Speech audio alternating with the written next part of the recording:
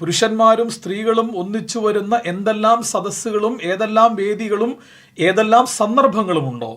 ആ സന്ദർഭങ്ങളിലെല്ലാം ഇത്തരം അനിയന്ത്രിതമായ ഇടകലരലുകൾ ഇല്ലാതിരിക്കുവാനുള്ള ജാഗ്രത പാലിക്കുമ്പോഴാണ് മനുഷ്യ സമൂഹത്തിൽ സ്വാഭാവികമായും ഉണ്ടായിരിക്കേണ്ട ധാർമ്മികപരവും സദാചാരപരവുമായ ഔന്നിത്യം കാത്തു സൂക്ഷിച്ചുകൊണ്ട് ഒരു സമൂഹത്തിന് ഭദ്രമായി കെട്ടുറപ്പോടുകൂടി മുന്നോട്ട് പോകാൻ വേണ്ടി സാധിക്കുക.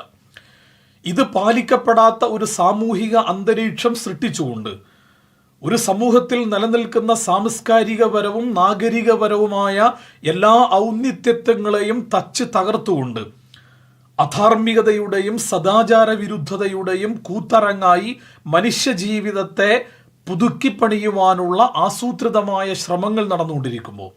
ഇസ്ലാം നമ്മളെ പഠിപ്പിക്കുന്ന ഈ ഗൗരവപ്പെട്ട മര്യാദകൾ ജീവിതത്തിൻ്റെ എല്ലാ സന്ദർഭങ്ങളിലും പാലിക്കപ്പെടേണ്ടതാണ് എന്ന് നാം ഈ സന്ദർഭത്തിൽ മനസ്സിലാക്കേണ്ടതുണ്ട്.